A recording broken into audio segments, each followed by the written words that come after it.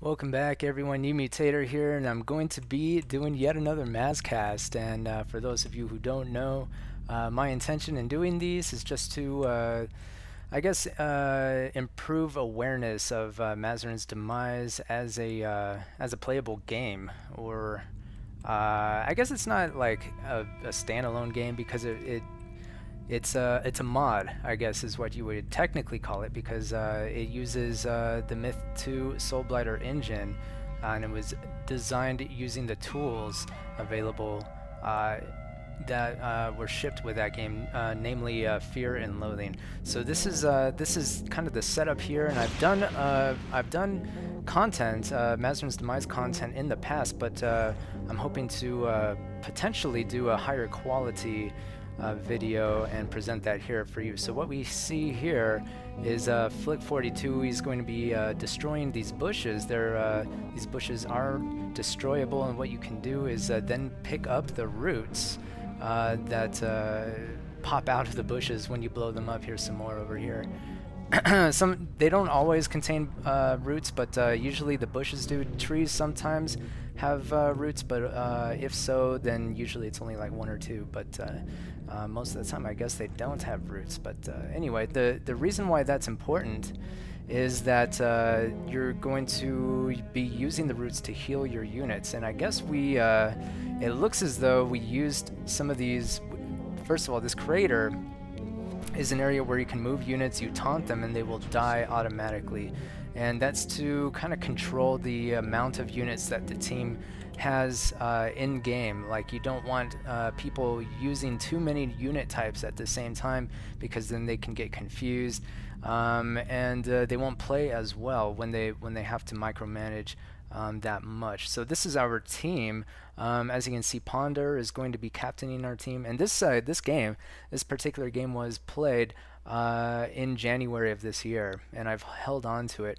I'll get into that in just a moment. I'll go ahead and introduce the players in this particular game. We have Sir Parsons, or Spa, as he's known, Inquisitor, who happens to be a member of Gimbal R Us. It looks like Cronin, whom I don't know if he's part of an order or anything like that, but he's kind of a regular. And there is stuff happening, but don't worry about that just yet, because the units have like incredibly high health bars. Like, it's very difficult to lose anybody this early in the game. And more on that later. This is going to be like a 2-hour-long video, just so you're aware. In case you don't already know that, this is probably going to be quite a long video, and the reason for that is because Mazzarin's Demise is kind of a test of endurance. And going along the list of players, we have Zoso as well, Scratch, and they are going to move in this list according to the damage they have. Zoso, of course, is a reference to Led Zeppelin, I believe. Scratch is in the game. Power, or Power Up as he used to be known. Creamy Cowboy is in the game as well. This is me, and Pompey is in the game. Bushmaster, God's Fire, and Sormiron, who I've featured on this channel a couple of other times as well. So that's going to be our team, and what we're attempting to do is we are attempting to defeat Mazzarin's Demise 4, or Mazzarin's Demise 6 version 4 RC, or release candidate 10A, I believe. And that's a lot of numbers, but what that means is that this is probably the most difficult incarnation of Mazzarin's Demise quite possibly ever, and there have been quite a number of builds. And so everybody's going to be using like different units. Like as you can see, everyone has a percentage next to their name, and that's because for instance, Bushmaster has control of this unit here. This is the Forest Giant, and so forth. So all of our units are divided up into by player. And so the various players are going to be able to control various units. So for instance, Sir Parsons, or Spa, is controlling our Electromancer. And just to give you an idea of like how difficult this particular game is, this game slash well, mod, I guess, The wow, took a lot of damage. Almost lost. Stormiron almost lost his unit there. I guess I don't know what exactly that was. My guess is that it was a random drop from maybe a white or something like that, and it was like a splash or a time bomb or something along those lines. And you know, there was some sort of chain reaction that very nearly almost caused him to lose his Heron Guard. Heron Guards are going to be the basic healers in this particular game. And what's the other thing I was trying to say? Oh yeah, just to give you an idea of how difficult this game is. Let's see, on normal, and this is legendary. This is the highest difficulty level there possibly can be. And on normal, so 2 difficulties down, there are maybe, as of right now on MariusNet, there are some stats tracking co-op games. So far, there's been maybe like 4 wins on normal out of 100 total games played. So I don't know when they reset that, so I'm not quite sure like how long that's tracking back towards. You know, like how many, you know, when the last time they reset the stats on MariusNet was. I'm not quite sure what that is, but that just gives you a small indication. If you can only win 4 times on normal difficulty, imagine how much more difficult it can be on legendary. And on legendary, your guys will take increasing damage from the enemies, and enemies will also have increasing damage as well. So they will, in other words, hit points. Their total hit points will be what's the word I'm looking for? Increased. So yeah, this is the very beginning of the game. This X in game, usually this is like shorthand for this is where the Demon Lord has been spotted, and the Demon Lord is like a unique character, like a boss character that appears, and he's very slow and very difficult to see. He's somewhat transparent, and he is very difficult to defeat. In fact, looks like Creamy Cowboy's Berserk, right out the gate, he gets turned to stone. So when you're turned to stone, you take more damage, and obviously you can't do anything. So the only way to get out of that is through a heal. So everybody, there's a finite number of heals, except when a Heron Guard levels up. I forget how many kills they need to get a level up, but it's somewhere on the order of 30 or 40 kills. Then they'll level up, and they'll get a mana bar, and well, they already start with a mana bar, but their mana bar gets increasingly better, I guess is what I'm trying to look for here. So they can heal using their mana a lot better than they can when they're not leveled up. And the other healer is the Paladin. The Paladin, here, let's oh, we can't really see what's in his inventory, can we? Here, let me see here.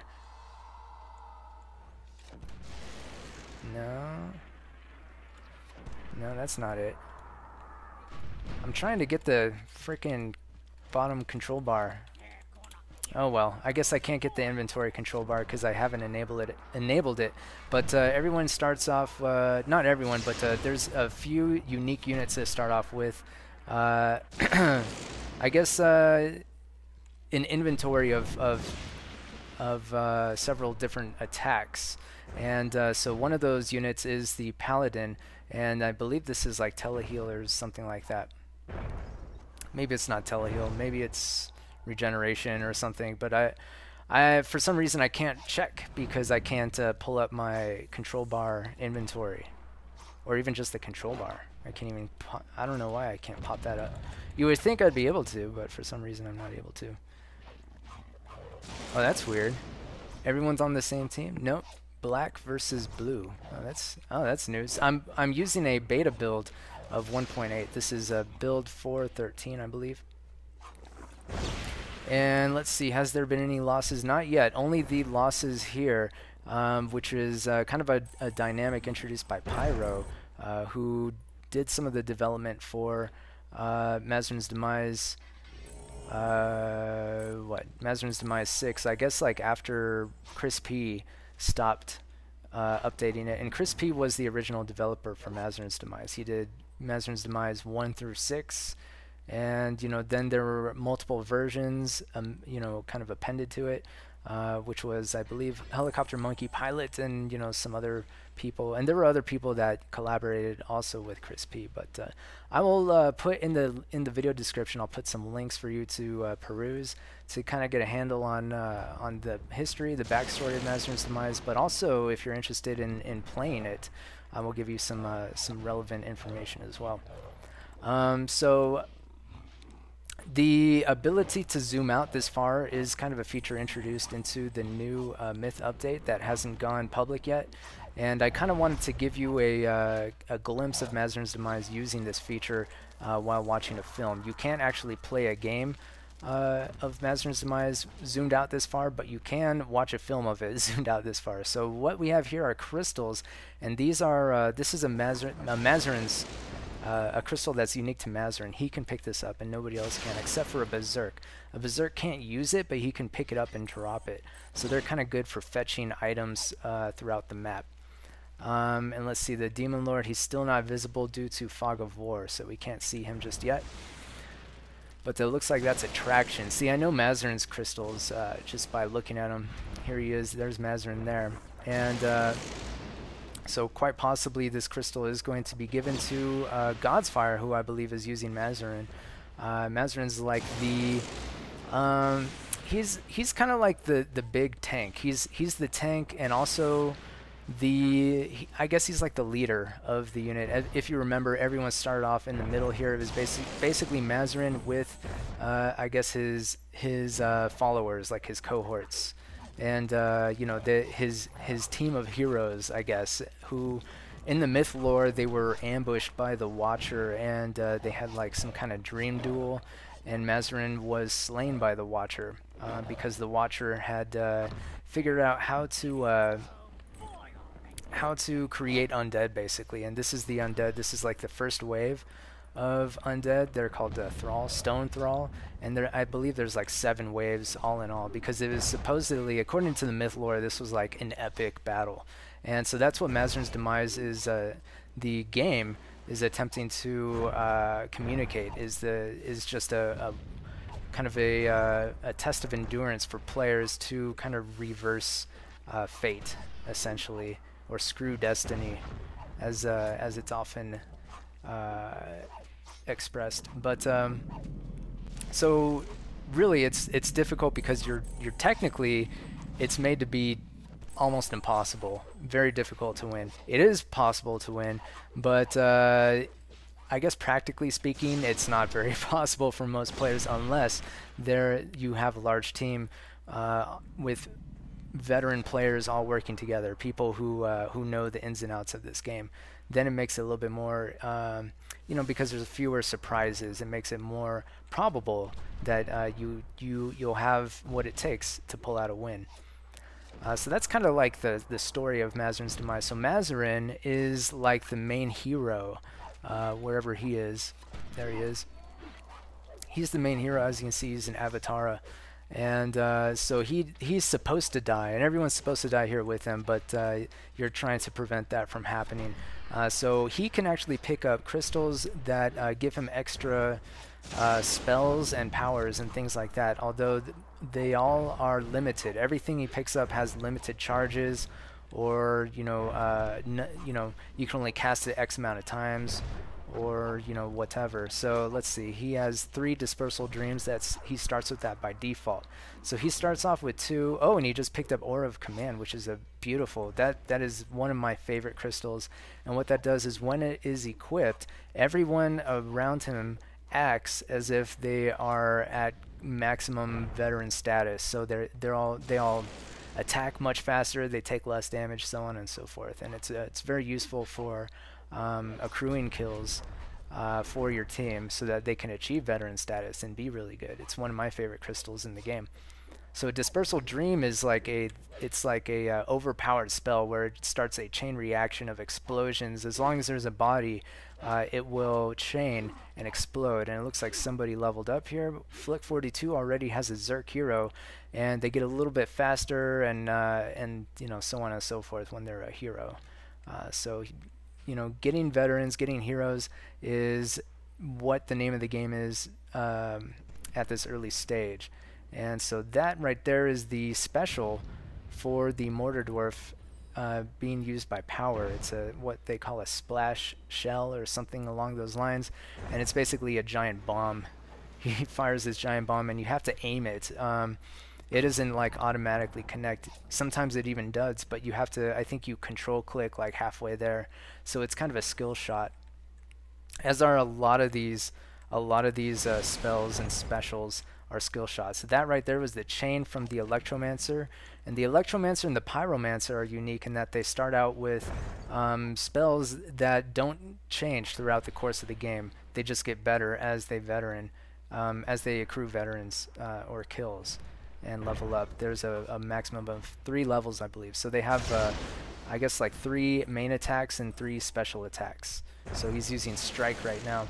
And you basically toggle back and forth using your inventory. And then, as you can see, each attack uses up a little bit of the player's mana. And there's a couple of ways that you can restore mana. You can go into your default mode where you have no spell equipped, and that actually makes it a little bit more vulnerable and a little bit slower. You actually take more damage while in that mode, but your mana will recharge a little bit faster. And the other way is to pick up recharge crystals, which sometimes are dropped by like fetch or warlocks or something like that throughout the game when you slay them, and you can pick those up, and you can kind of manually with each charge you can restore some of your mana back.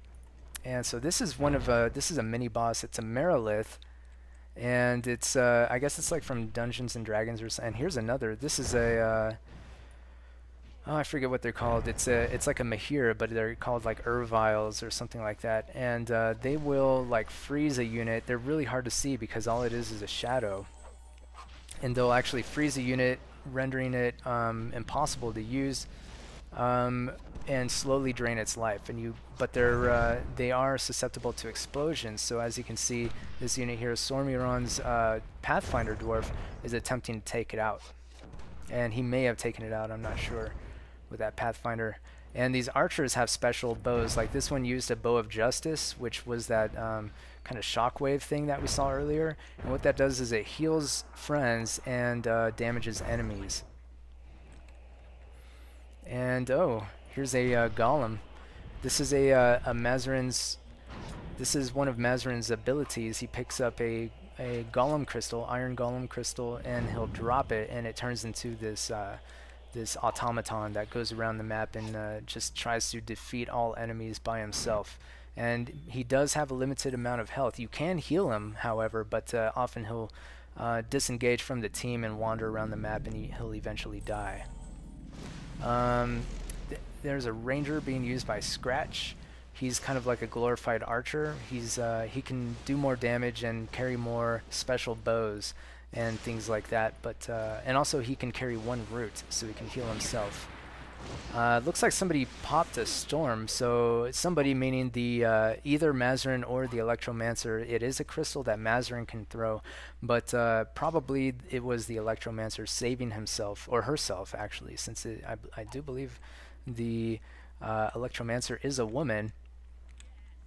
And so the storm basically is kind of a similar thing. Oh, there's a recharge crystal, so somebody picked it up with their berserk, and that's what berserks are good for, are kind of like errand boys. Like they'll run around and pick up items for your slower units, like the Electromancer.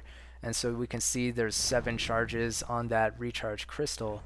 I don't know if Sir Parsons is going to use all of those charges, or if he's going to save it and try to allow his mana to recharge naturally. Looks like that's an airstrike, and it's going to hit some of these units here. I want to know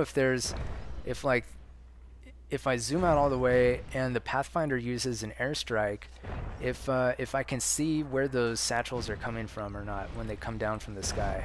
I kind of want to see that. Uh-oh, that sounded kind of like the Demon Lord. Here he is. Really hard to see. He looks like a shadow, but you can see he does have like a faint transparent outline here. And so what's happening here is the Demon Lord is nearly invincible. However, Flick42 is using the Demolition Dwarf, and this is a strategy that I think Flick42 pioneered, where he wanted to see if he could use the Demolitionist, the Dwarven Demolitionist, to soak up the damage from the Demon Lord and basically slowly kill the Demon Lord, because the Demon Lord's health will kind of go down over time. However, he needs to be really careful. Wow, he somehow kills that Mercurian Giant that was on him. He needs to be pretty careful there. So that's a regeneration spell from the Paladin. It looks like he has 4 of them left. And so he's going to attempt to, because the Demolitionists have so much HP, it doesn't really look like it, but their HP is they're very tough.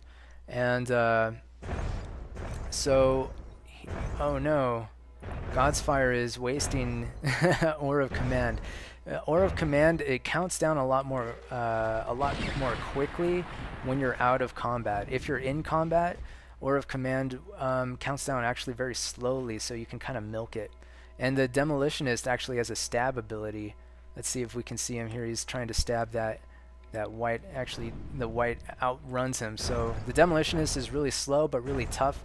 And so this is kind of an interesting strategy that, like I said, where that Flick is kind of pioneering here, where he's attempting to kind of deflect the Demon Lord from the rest of the team by engaging him with his Demolitionist and attempting to soak up that damage and eventually kill the Demon Lord. And the Demon Lord can be killed.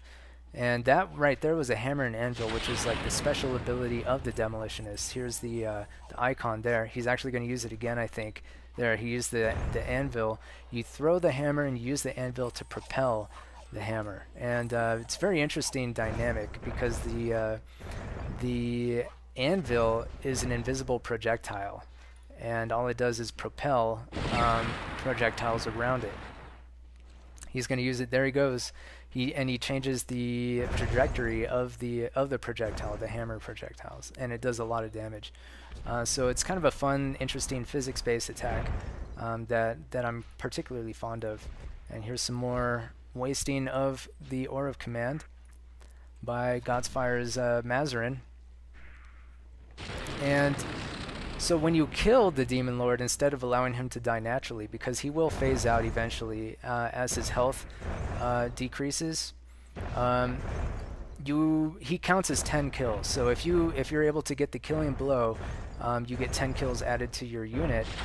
But also he will drop, almost always he will drop 1 or 2 special crystals, like high quality crystals for your characters to pick up.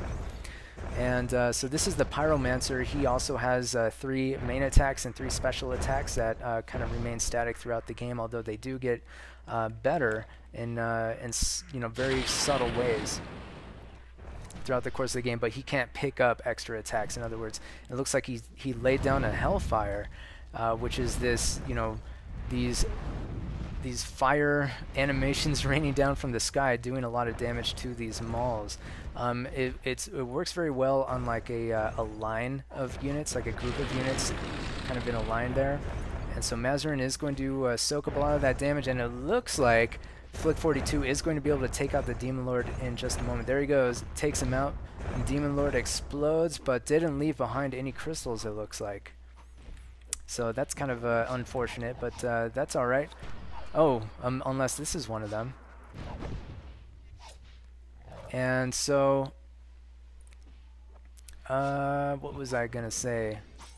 Yeah, so the special of the Forest Giant is, I told you about how roots are finite throughout the game, and you have to either, you have to destroy bushes or trees throughout the map in order to get more roots. Well, the other way to get more roots is to produce them using the mana bar on the Forest Giant, because when the mana bar goes all the way up, and it takes quite a long time, he can do his special, which creates like a couple of roots, 1 or 2 or 3 roots. I don't know how many it is, or what the I guess it's randomized a little bit. And so this in this particular game, I guess Pompeii has 0%. It looks like we did suffer some losses. I didn't quite see exactly what those losses were, but there we go. Flick 42 managed to basically unstick that crystal, which was on the ledge there, so that Mazzarin can pick it up. I didn't quite see what it was, but there was a I don't know if you saw it. I meant to draw it to your attention. Here's a bow just sitting there. This is a splash for a, and here's some more bows. But this is a splash, which is like a bomb that the mortar dwarf can pick up. Oh, so right here is a, that is basically Mazzarin's default special, which is the dispersal dream. He can pick up and carry around a maximum of 9 of those, and so far he's about halfway there. He's got 4 of them. And when Mazzarin levels up completely, 250 kills, then he suddenly gets a mana bar, and so he has he can have a mana-based dispersal dream, which is kind of a nice, you know, it's nice to have that option, you know, especially late in the late game when things are getting particularly hairy and you've run out of dispersal dreams. It's a nice option to be able to use them attached to your mana, as opposed to attached to projectiles that you have to pick up off the mesh. So that right there was another airstrike by Sormiron here, who is the Pathfinder, and he's gonna lay down another. I'm gonna zoom out all the way and see. Yep, they appear from up here, so we don't actually see them come off from off screen. They just appear out of nowhere, it seems. And so far, you know, this has been pretty easy, I think, for the team. They've managed to sustain only about 8% losses, so probably not very, not high, high value units. I think they've retained almost all their high value units in this game, which is good because you want those for in the late game. The more of those you have, the better. In the late game, so I'm guessing that it's mostly like archers or, you know, melee like berserks or herons, which are good, but definitely not. They are pretty expendable since you have so many of them. Although you do need later, especially later on, there is an option where the first berserk to get to 240 kills and the first heron guard to get to 250 kills. I'm sorry. On each of those will become level 3.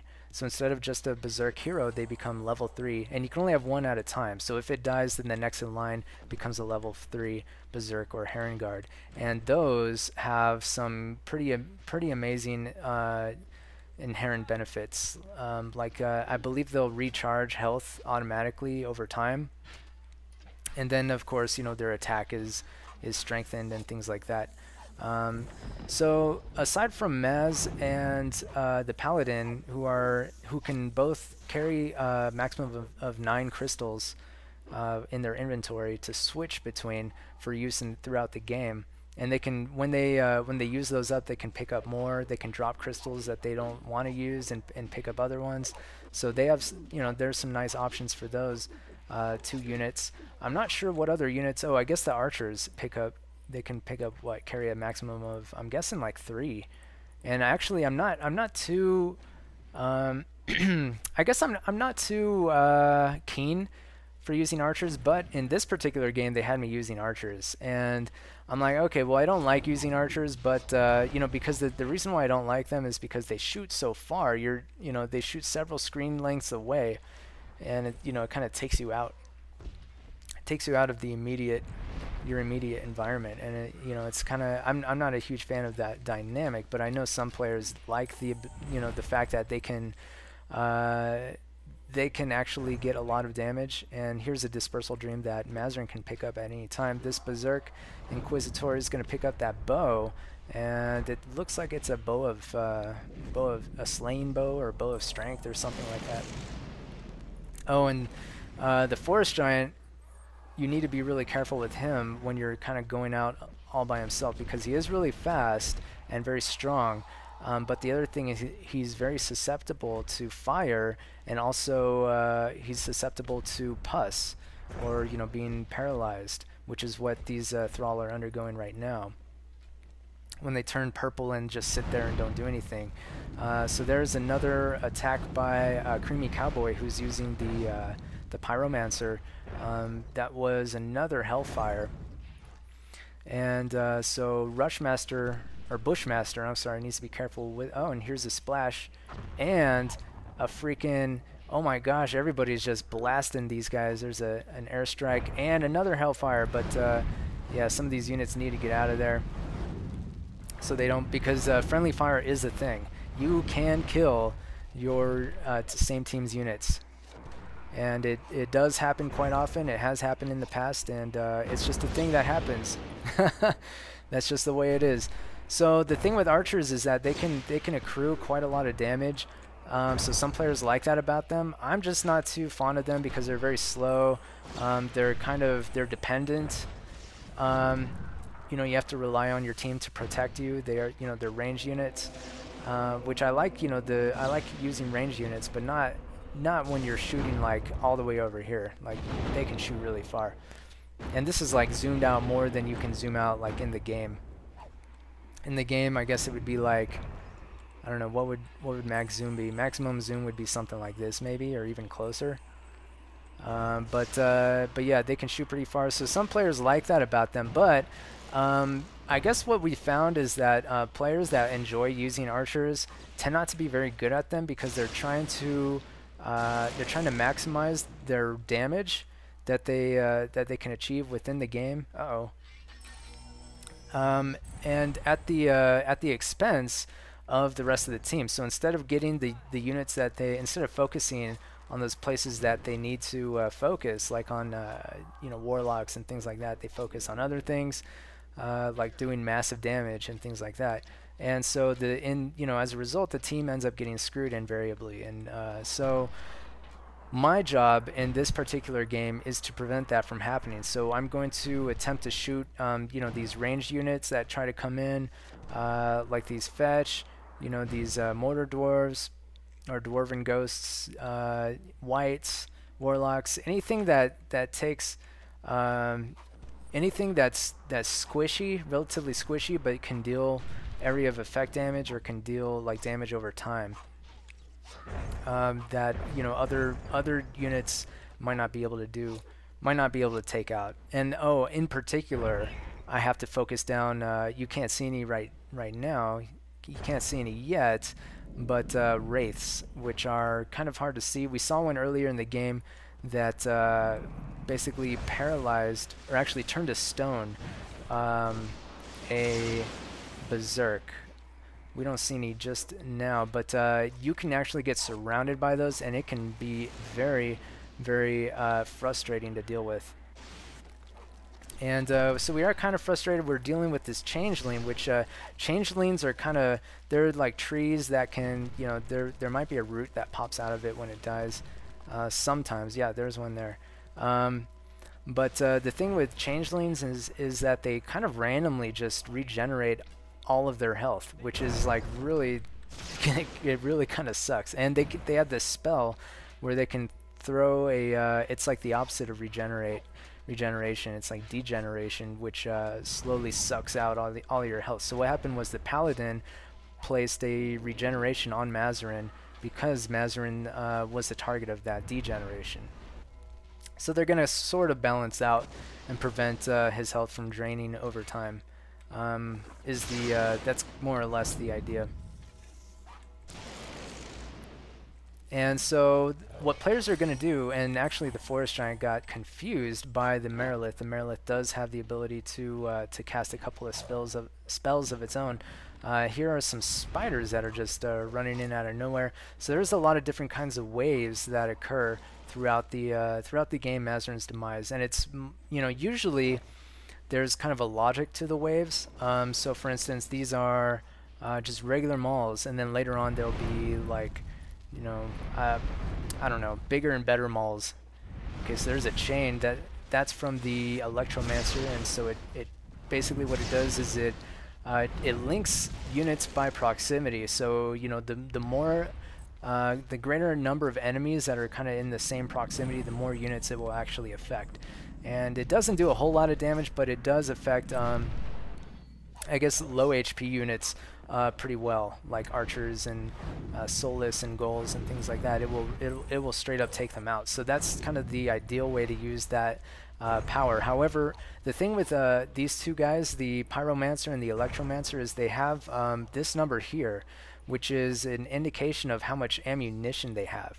And so they have a finite amount of ammunition, and there are a couple of spells, special spells that unique to each one, where it does take up mana, but it also takes up ammunition. And it looks like the Forest Giant leveled up to level 2, so he is going to be a little bit better, but also a little bit slower since it resets the amount of kills that you have. So that's another thing to watch out for with the Electromancer and the Pyromancer, is you can't really get back any of your ammunition unless you level up, and then you get back, you know, a nominal amount of ammunition, like maybe three ammunition.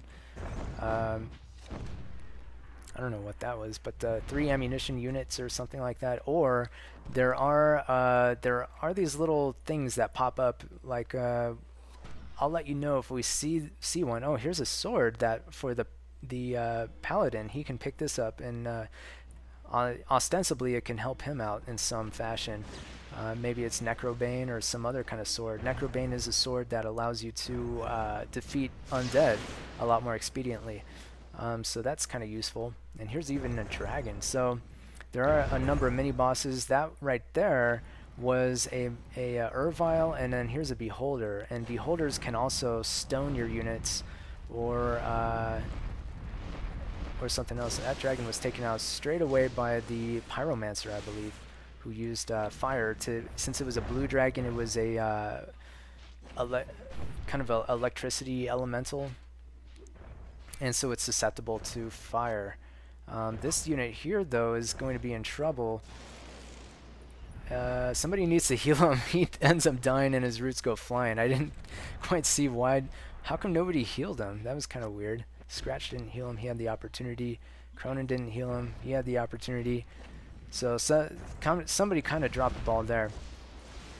So Beholders are kind of a pain in the butt. There's some goals, and you have to be very careful because they do carry projectiles and they will throw them, and they are kind of randomized. They can include a dispersal dream, and that can actually wreak havoc on your units. I've seen more than a couple games basically ruined by a misplaced dispersal dream, an errant dispersal dream. This Sormiron really needs to heal up that Pathfinder. There he is. He's going to drop a heal, and heals in Myth actually don't heal all the way. They only heal up to a certain percentage. But once you sustain some damage, you can never get back to 100%, unless some units do when they level up, like the Pyromancer and the Electromancer. I believe they will regain all of their hit points when they level up. Yeah. So what I was saying was, sometimes you will see a kind of an ammunition dump, like somebody will drop a artifact that can be broken up into a bunch of smaller artifacts, and then you can pick up those small artifacts to replenish your ammunition. And so oftentimes, and usually there's like maybe 5 or 6 ammunition units that are kind of in a in an artifact. Uh-oh. Well, bam. Beautiful shot there by Power. I'm sorry, not Pyro. Power Up, as he's also known. And this is a crystal for the Paladin. So that's what they look like there. They're, you know, a little bit larger, and they glow white.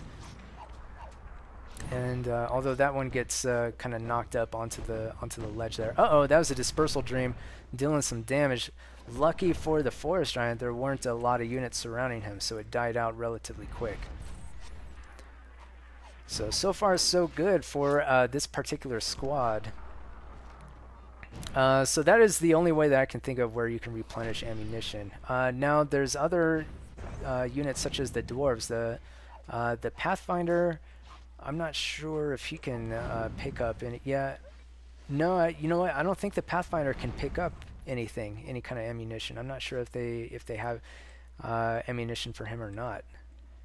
I don't believe so. I think the the Striders and the Demolitionists, in terms of the dwarves, can pick up red crystals, and they can get time bombs and the hammer and anvil respectively.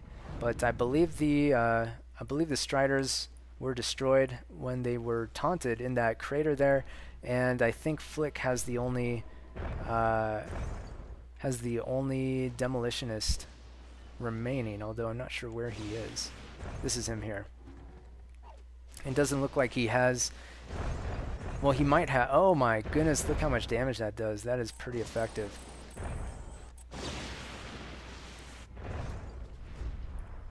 There's a... that's a recharge crystal there. So, because this team took out the Demon Lord, you know, somewhere over here, and there's that sword. It's still, nobody's noticed it yet, it seems. Because they took him out relatively early, the next one hasn't respawned yet. So the Demon Lord kind of respawns randomly in one of these four corners, and he'll slowly make his way towards the team. He aggroes on the team. And so the Demon Lord was originally conceived as a device to prevent the player team from camping in a single spot, in a single location, and using that defensively. So it kind of shakes things up. However, with this new strategy of using the Demolitionist to kind of divert the Demon Lord, it seems pretty effective. So the team is going to be able to stay, it seems, in one location potentially because of that. You know, things could work out. It looks like that sounded like the Paladin was using a yep, Paladin using a crystal there. He was using Holy Cloud, I believe, which heals in that small area. It heals friendly units and deals significant damage to whatever enemy units are in that cloud radius. Particularly used against mini bosses and things like that, or in emergencies. So this Berserk picked up a... I didn't quite see what he picked up, but he picked up some sort of crystal there. And I guess he's going to hold on to it for now. I don't know if he's going to drop it or not. See, I wish I could pull up the their inventory and show you like what everyone is carrying, but unfortunately I'm unable to do so because of that was kind of an oversight on my part. I should have made sure that I could have done that ahead of time, but I had just assumed, and you know what happens when you assume. But nonetheless, I think you can kind of get an idea of what's going on. There's another Mazzarin crystal. So what's going on here is Mazzarin, I believe, using telekinesis, which is a pretty cool ability. And what it does is it doesn't teleport, but you're able... It's a physics-based skill shot where you control click in the proximity of detritus on the battlefield, and it will pull it towards you with you know, a pretty depending on the topography, the force changes. But and what you're attempting to do is to attract it towards you, to launch it towards you using that ability. So pretty cool ability. What it means functionally is that any kind of items or artifacts that are lying around the battlefield that you can't really get to, and that's a swarm, which is a pyromancer ability, but it looks like Mazzarin has a crystal for that, and so the Mazzarin's version of that is significantly better than the pyromancer. Like, look how much damage the Tro took from those fireballs. And Tro are not very, they're not susceptible to fire. And wow, doing a lot of damage is that bow of Slain, bow of Strength. I'm not sure on Scratch there.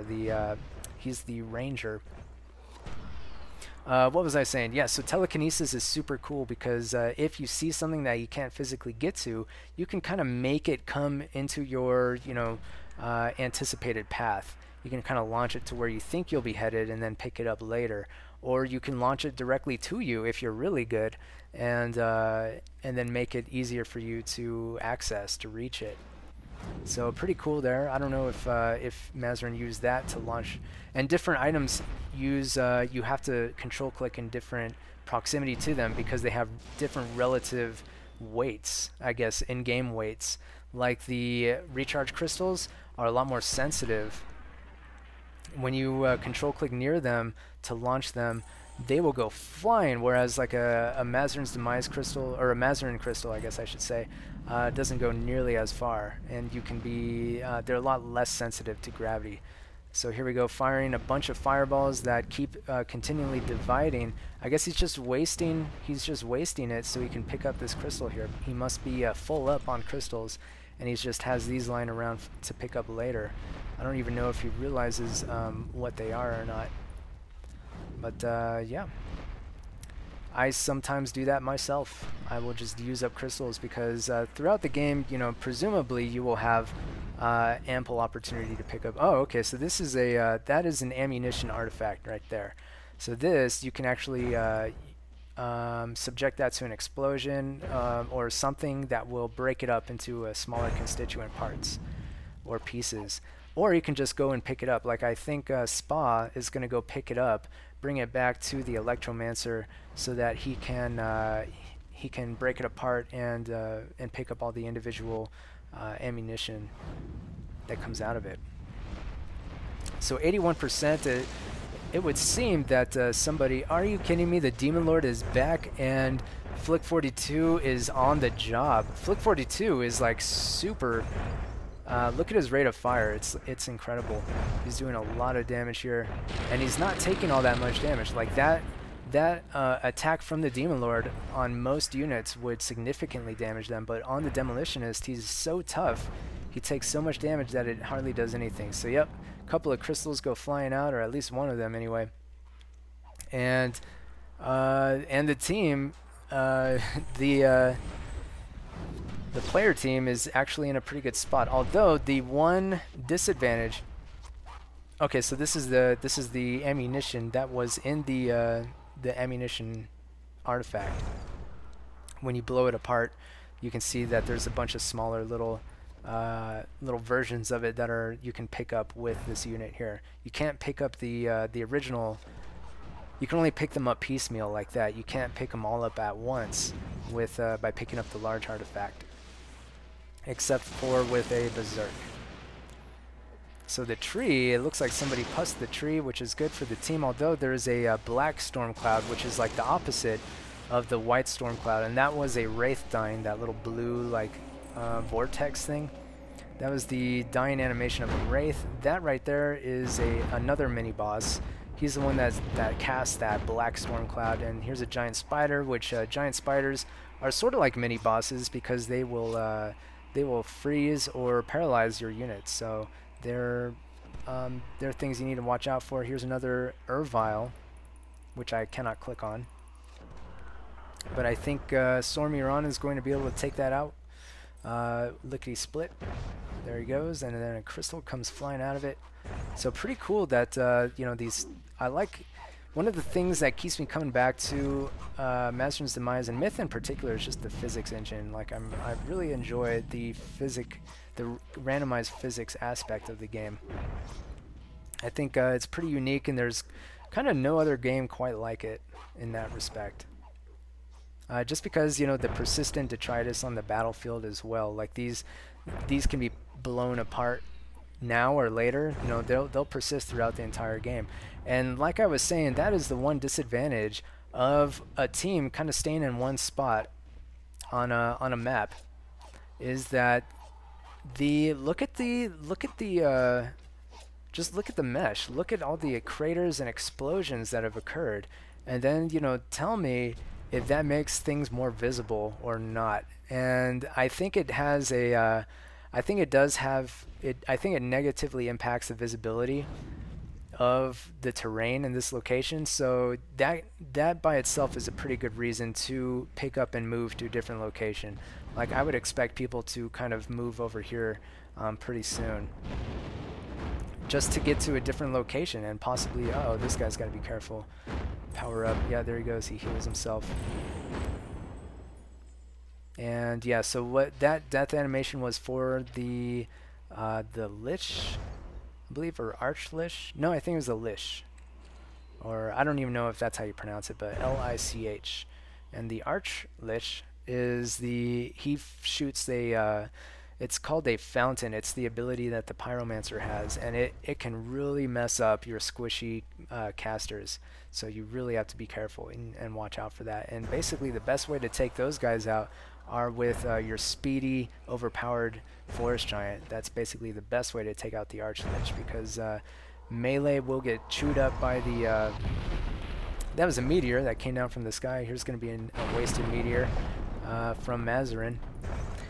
That's the meteor ability. And you know, meteors are good as long as if you're using multiple meteors. If a meteor has a direct hit, it's awesome. But you kind of have to tether a mini boss in place. Like the meteor is going to fall on this guy here, and probably nope. Since it wasn't a direct hit, it only confused him. It temporarily confused him. It didn't actually destroy him. So you kind of have to tether some of these units in place, since there is like there's a lag time between casting and the actual action of the meteor coming down. So there's another dispersal dream from Mazzarin, and here's another one. So they're all over the place, and he's pretty well, actually he only has 4. There's another crystal there for Mazzarin as well. And so I think my favorite units to use in Mazzarin's Demise are probably I really enjoy using the Electromancer sometimes, just because I like using using her, because the Electromancer can potentially just rack up damage and kills. So these are greater mauls. They're a little bit stronger, a little bit bigger. Uh-oh, and this power-ups, Heron Guard is out of there, gets taken out.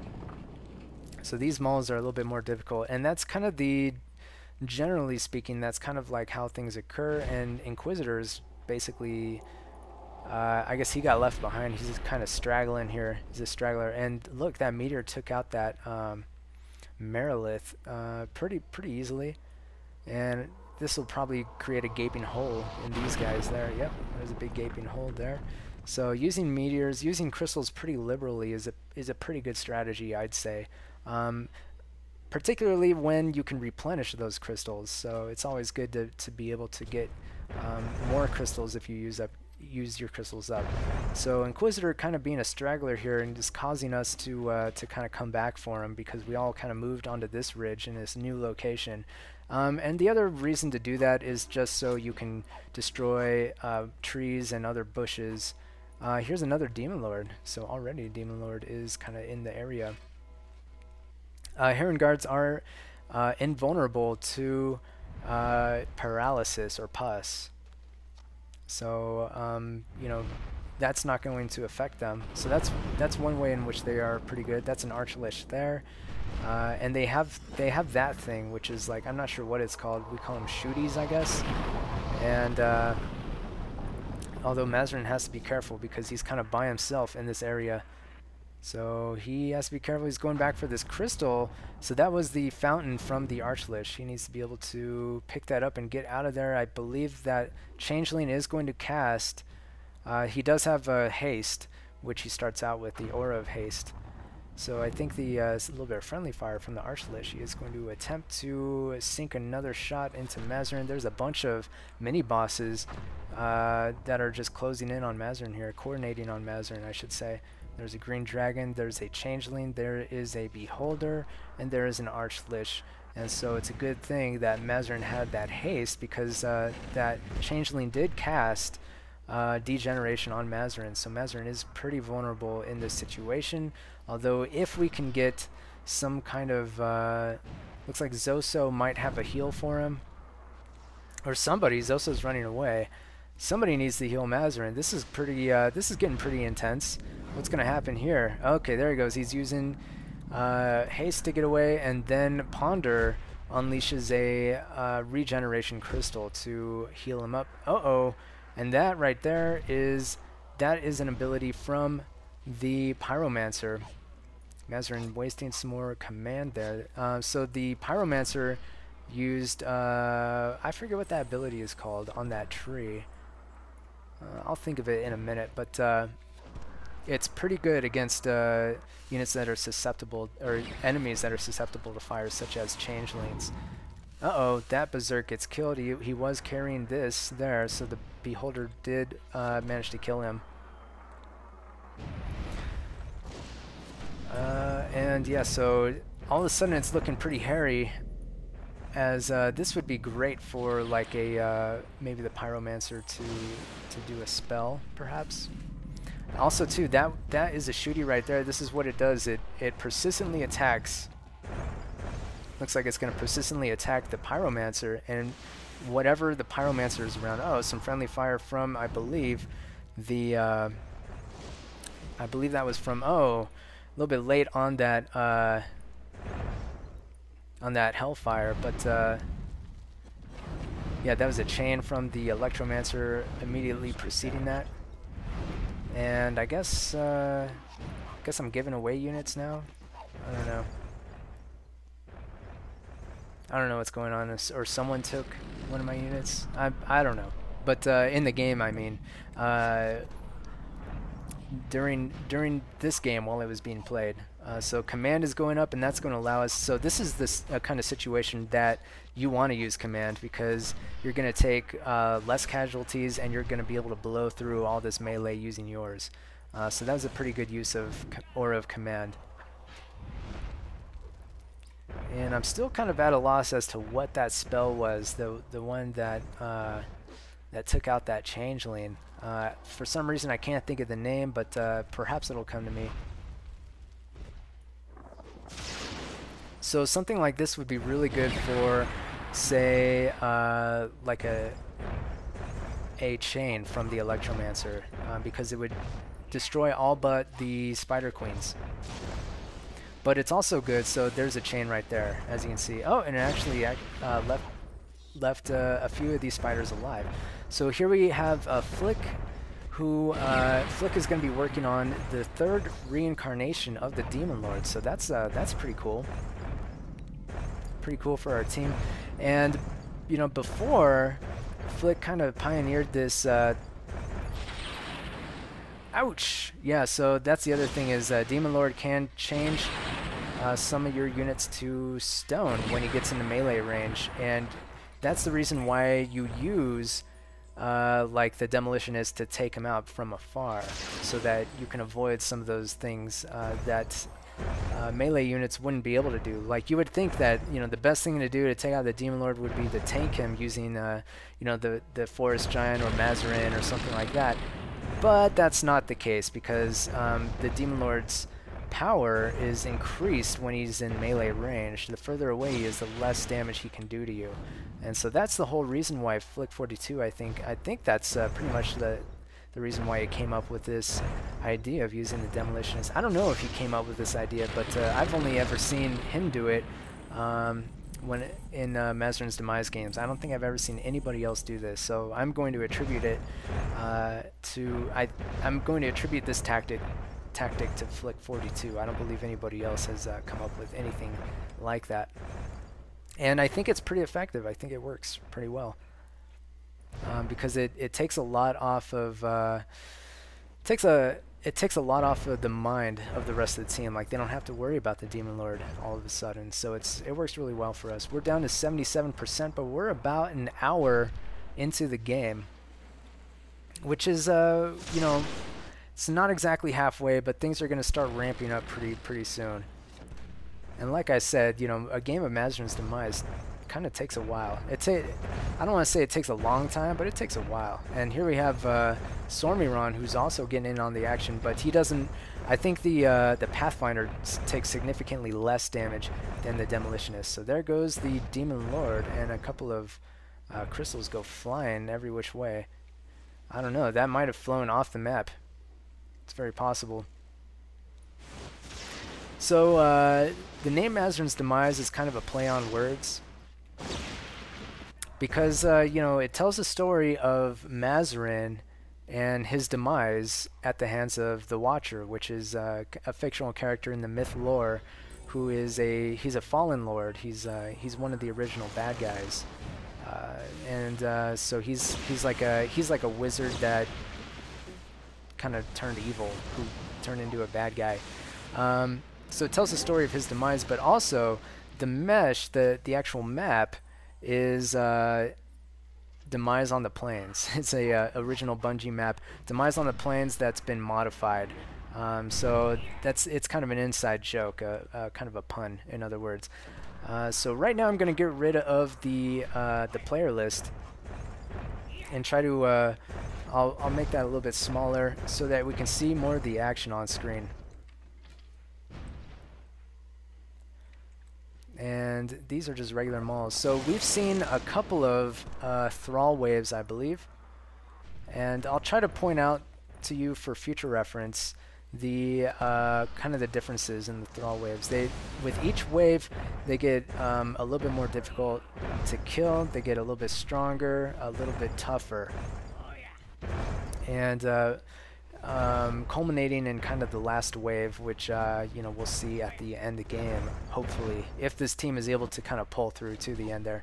That was a fire wall. That's an ability of the Pyromancer, but really the Forest Giant needs to be careful not to run into that. The Forest Giant is level 3 at this point, which is pretty good for him, as I think there's only 3 or 4 levels maximum. That right there is one of the first times I've seen that spell all game. That is the kind of randomized heal burst there from the Paladin. So it's very useful because it can kill undead units as well as heal your own units. So it's pretty good to use, and especially in emergencies.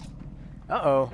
Look at that. That is the Paladin armor. He can pick that up, and then he has the he gets in his inventory a passive ability that kind of helps him soak up damage. And as God's Fire says, there are too many crystals on the map.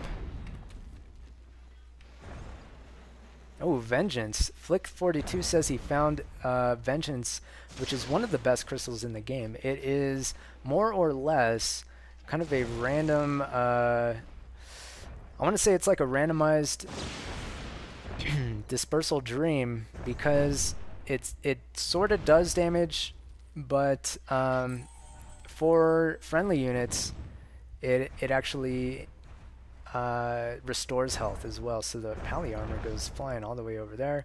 The Changeling over here gets taken out by the Pyromancer. And I still can't think of that spell that caused that to happen. Yeah, so so Vengeance is kind of random because it can deal damage to your units, but it also restores their health. So it sort of does both, while dealing significant damage to the enemy. And but it's, you know, you kind of have to watch out, because if your units are especially low on health, they can actually die from Vengeance. So you know, it's best to have your units have like at least some health when wading into a Vengeance zone, I guess I should say. So these archers are using their ability, the fire arrow there, which I guess it's like Bow of Flames or something like that. It does like an area of effect, fire damage to units. And I'm not sure what that circle is for. Oh, for the Paladin armor. So that right there was actually the that was a Wraith getting killed, but that was Bolt used by Spa. Bolt being one of the better area of effect spells for the Electromancer, one of the more damage dealing area of effect spells, and that's actually a regular attack. That's not a special attack. So it's like the one of the strongest regular attacks that the Electromancer has. And what he did was he used that not to deal any damage, but just to launch that. There's another one. Yes. So what he's doing is he's not attempting to deal damage to the Beholder, but launch it so that the melee can engage with it and prevent it from using its long-range attacks, which can be really kind of annoying. And that's another strategy that we see in high-level Mazzarin's Demise play. So the Paladin picks up the armor, and that's kind of the animation graphic for when he has it equipped. Since it does count down, he's not going to equip it constantly, since there's only a finite amount that he can use. He's probably going to save that for some of the end game.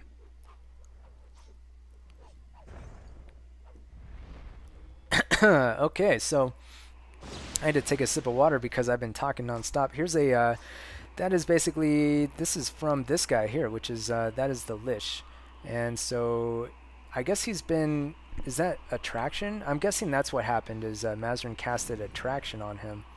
So yeah, we can see that he's, oh no, he does damage to himself, but he also damages, I think he killed that Berserk, believe it or not, with that massive damage that just happened in that small area. And yeah, the Forest Giant waded in. I don't think anybody saw that he had attraction casted on him, and that ended up killing somebody's unit.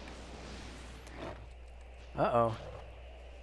Inquisitor might actually end up losing that archer. Nope, it looks like he's going to hold on to it for now.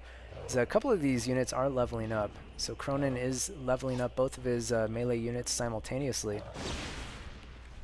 And yeah, there's some units over here. We're a little bit spread out, which isn't bad in and of itself, but ideally you want to have a situation where you're spread out just enough, and that right there is actually a special spell from the Electromancer, and what it does is it kind of roots units in place. It's called Web, and it roots it kind of pulls units in kind of a medium-sized range together. I guess it just anchors them in place and deals damage over time. So it's pretty useful in emergency situations. And so what was I saying? Yeah, you don't want to be too split up, but at the same time you want to present. It's a really interesting dynamic because it's always evolving. It's always changing, and that's the Ervile that's on this guy. So what happened was he actually got confused by, I'm guessing, this guy here. The Merilith actually made him confused, which is pretty interesting, although he might end up dying here. Somebody needs to heal that. There he goes. Somebody heals him. Oh, but the heal gets interrupted. There we go. Somebody shoots a bow of paralysis at him, at the Merilith, freezing him. Looks like this guy here, probably, if there are more of those Justice Bows, they can take out this Ervile, because Erviles are really hard to kill when they have somebody kind of in their throes. There's another Lich, more mini bosses, and some more goals, which this is not good for Inquisitor.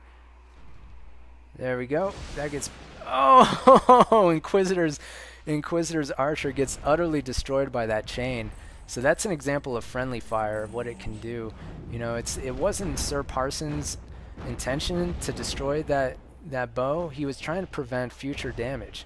Basically, if those goals had gotten loose in our guys, that could have spelled disaster. It wasn't a guarantee, but you don't really want to be in that situation, since they can drop items that can deal significant damage. So he was trying to prevent that from happening. At the same time, I don't think he could have prevented a little bit of friendly fire, but that bowman had such low health that, or Furbolg, I should say, that he was not able to sustain the damage from that chain, and ended up getting blasted away. He suffered a hard death because of it. So here's some more mini bosses. There's an Ervile, there's a Beholder, and a Merilith, and you kind of get the same mini bosses throughout the mid game here that kind of converge on your location. Like here's another Beholder, there's another Ervile, there's another Merilith. So, you know, I guess we're being attacked on two fronts by mini bosses. And there's an Archlich behind us, and I don't know if anybody's going to see that necessarily. There's the shooty thing. It summons this untargetable creature. You have to take it out using a control click of some sort. And Pompey is going to, he isn't going to lose his Berserk, at least not right away, but it is going to, look how much damage it sustains. He is going to try to dodge that next one successfully, so that's good. And I think these bowmen, or Furbolg, were able to focus down that Archlich, which is good, but then this thing needs to be taken out. The best way to take these out is with some kind of explosive area of effect damage. So with a Dwarf or with one of your Mancers or some kind of spell that can take it out. Archers can't take it out unless they, you know, fire some kind of area of effect bow at it. And so there's another, that is a, what is that called? Holy Cloud going down on that dragon. That's going to deal significant damage.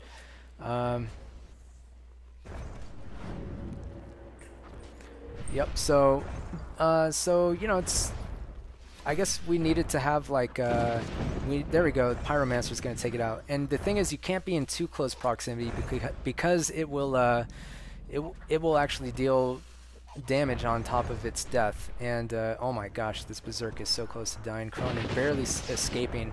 And yeah, these Archliches are pretty difficult to take out using just standard melee, because they have like a lightning sword that deals damage. And I'm gonna have to redo this, or not redo it, but I'm gonna have to come back and do the next section at another time. So thanks, and we'll see you next time.